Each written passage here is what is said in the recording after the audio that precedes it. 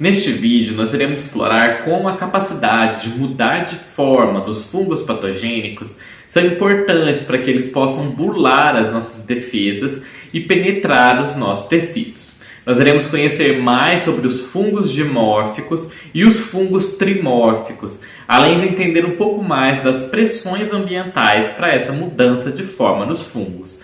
Sejam muito bem-vindos ao canal Eterna Busca. Eu sou Jordan, biólogo e mestre em ecologia de biomas tropicais.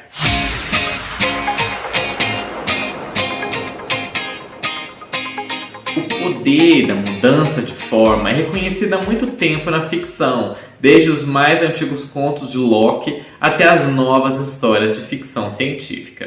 Assim como os metamorfos fictícios se transformavam para evitar a detecção ou para ganhar novos poderes, o mesmo acontece com os patógenos fúngicos humanos. Uma característica comum entre os fungos é a sua capacidade de alterar a sua morfologia em resposta a estímulos ambientais. O tipo e o grau de alteração, que geralmente inclui mudanças no tamanho e na forma da célula, podem variar entre as cepas e até mesmo entre as células individuais dentro das populações que são geneticamente iguais, fornecendo muitos níveis de variação dentro das espécies, até mesmo dentro da mesma população, até mesmo dentro do mesmo indivíduo. E reforçando que esse aqui já é o 8º vídeo na qual nós estamos falando sobre os fungos patogênicos na nossa espécie. Depois confere lá essa série de vídeos que ela é muito legal, que nós exploramos muitos temas sobre os fungos lá. Além de aumentar a sua capacidade de sobreviver em diferentes nichos ambientais, essa variação desempenha um papel importante na capacidade dos patógenos fúngicos humanos de sobreviver e também de causar doenças no seu hospedeiro. Alguns exemplos bem conhecidos são os fungos que nós chamamos de termicamente dimórficos, ou seja, eles crescem na sua forma de bolor na temperatura de 22 a 25 graus Celsius, que é a temperatura ambiental e na qual geralmente eles vivem no solo, e eles se transformam em uma outra forma, em levedura, quando eles são expostos a temperatura de 37 graus Celsius, ou seja, a temperatura média do corpo de um mamífero.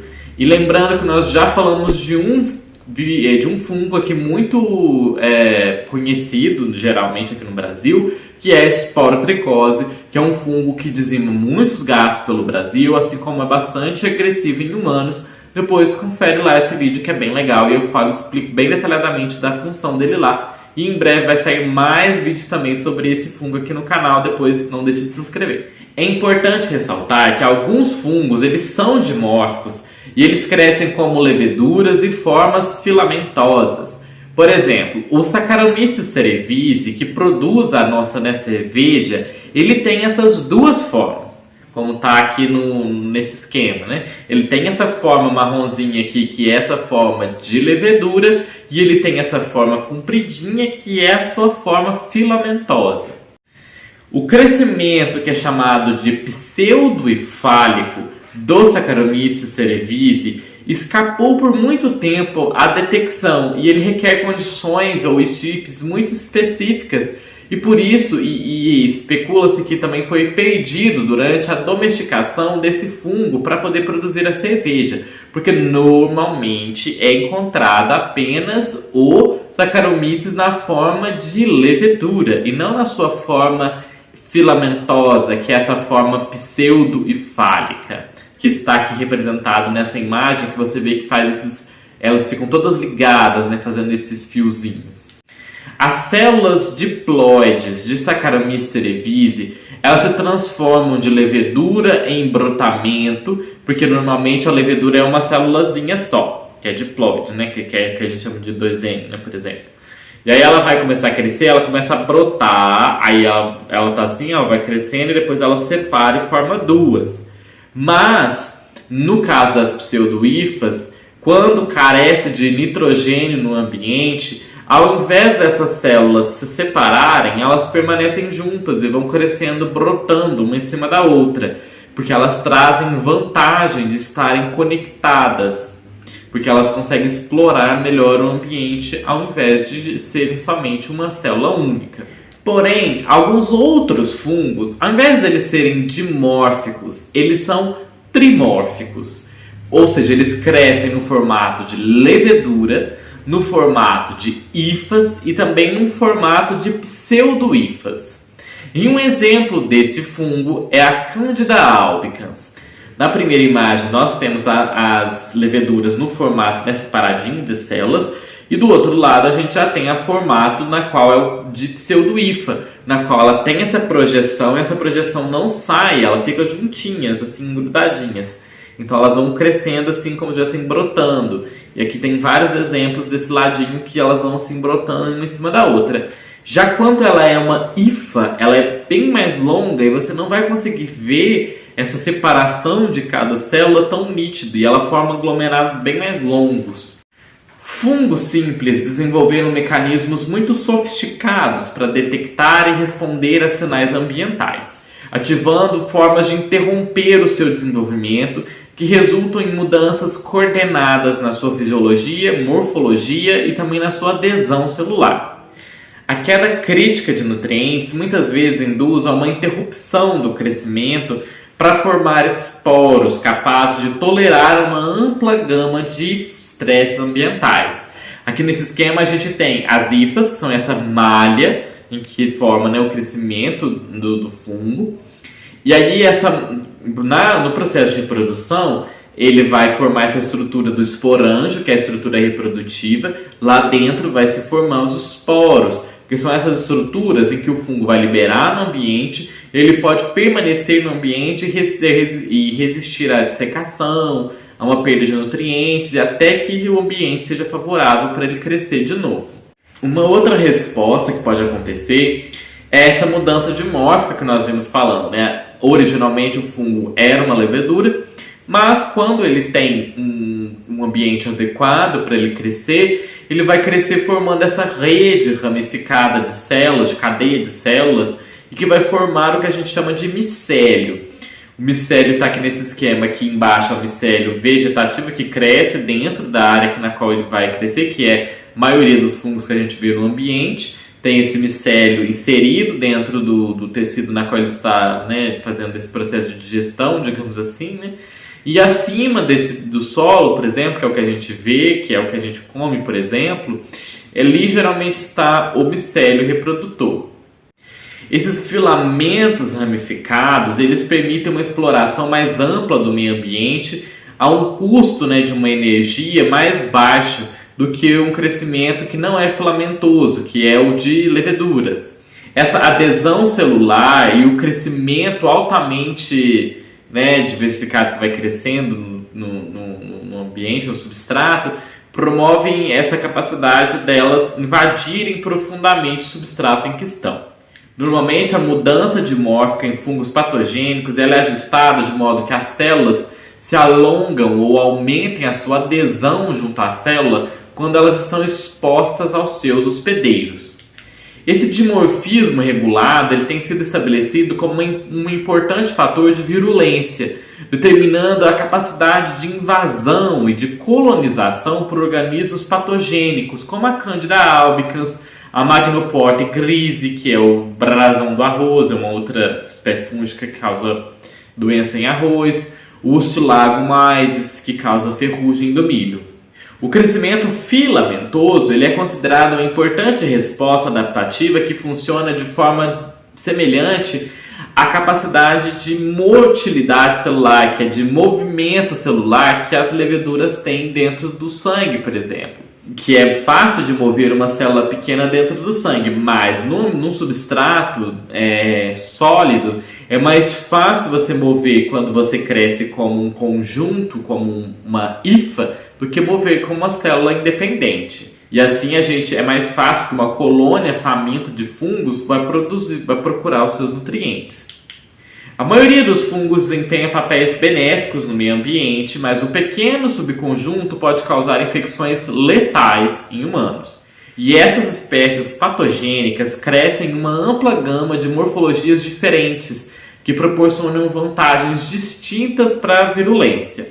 Muitos patógenos fúngicos crescem como leveduras, que a gente veio descrevendo aqui essas células únicas separadas, que tem quase o tamanho de um glóbulo vermelho e, portanto, elas são adequadas para que ele possa se disseminar na corrente sanguínea. E aqui nessa foto nós temos uma, que foi uma lâmina que eu mesmo, corei. Aqui a gente vê nessas partezinhas que está apontando a seta são glóbulos vermelhos, e essa outra partezinha aqui que vocês veem são as células fúngicas. Se vocês perceberem, as células fúngicas elas tendem a ser mais ou menos do mesmo tamanho, normalmente sendo um pouquinho menores do que as células sanguíneas. Por outro lado, os fungos filamentosos, que formam essas hifas, essas cadeias de filamentos, eles geralmente vão crescer de forma invasiva e se disseminar em tecidos e não no sangue, porque é muito mais difícil de você levar uma estrutura grande no sangue. E aqui temos esse esquema, todas essas estruturas centrais filamentosas são hifas, crescendo dentro do tecido. Outras formas morfológicas adicionais também podem ser observadas em alguns fungos, na qual eles formam grandes esférulas, como se fossem grandes bolas, em que dentro delas tem centenas de endósporos, que são as suas estruturas de reprodução ou de resistência a algum fator que acontece. Que é o que acontece nesse fungo que está aqui na foto, por exemplo, que é o do Coccidioides, que ele forma essa estrutura bem grandona, do tamanho celular, e lá dentro tem muitos e muitos endósporos, que é para a reprodução do fungo. A morfologia celular também afeta a forma como os fungos interagem com o sistema imunológico. Pequenas células de leveduras podem ser fagocitadas por leucócitos, mas longos filamentos de hifas são grandes demais para serem atacados dessa maneira. Aqui nós temos um outro exemplo de uma outra lâmina também que eu já fiz, de esporotricose, reforçando que quem não viu o nosso outro vídeo da esporotricose, que lá nós explicamos mais sobre ela, sobre essa capacidade de infecção.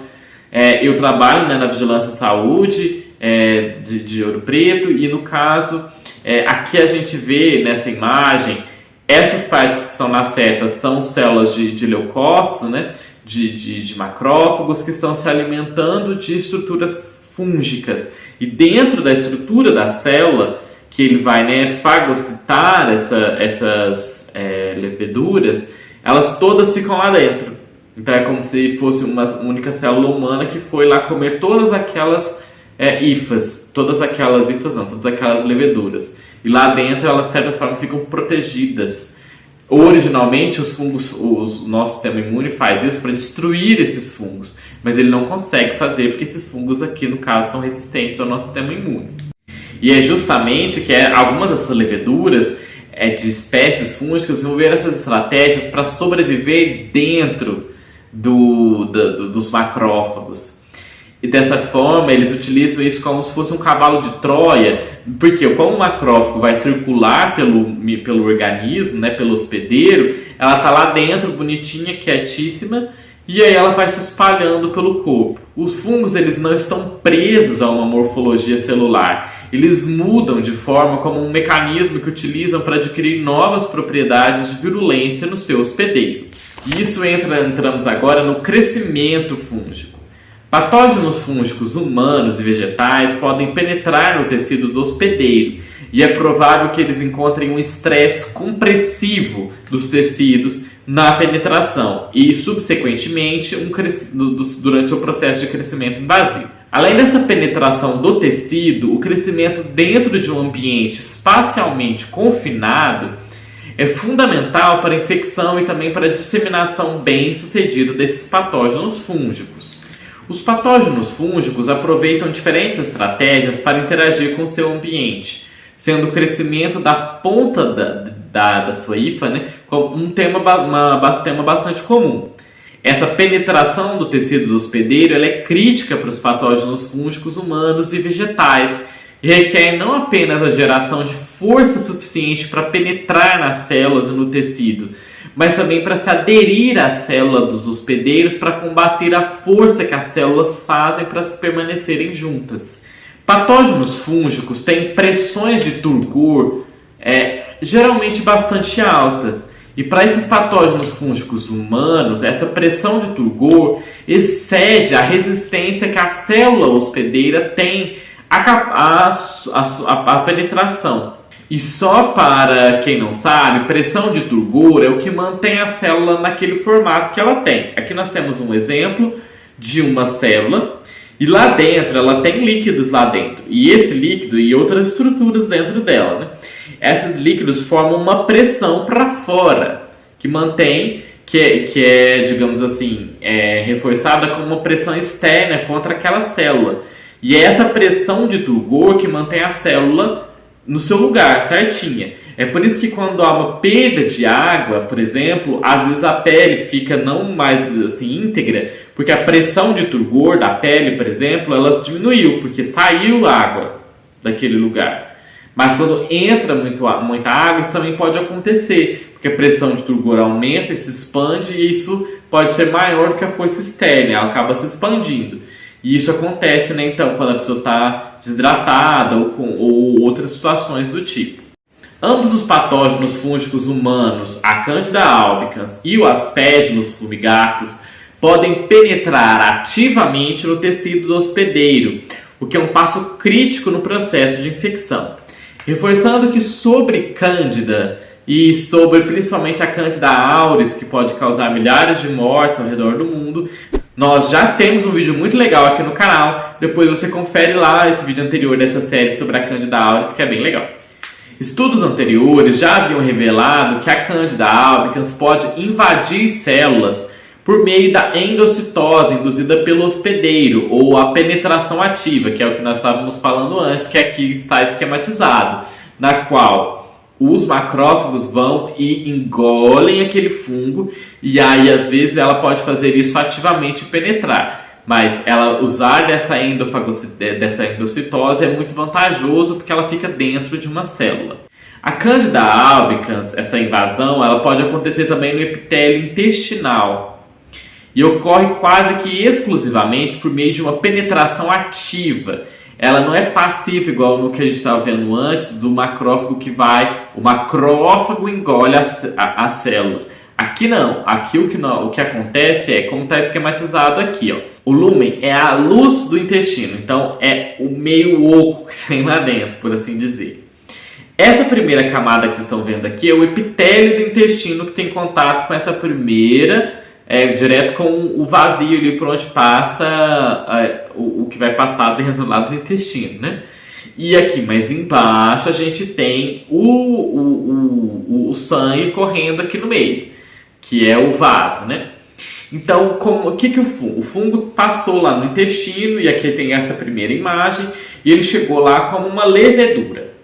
E aí, só que ela, como levedura, sozinha, ela não vai conseguir passar por esse primeiro epitélio.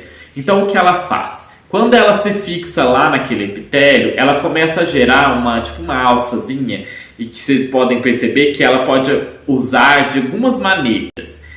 Entre as células, que é o que é chamado aqui de paracelular, elas têm uma junção.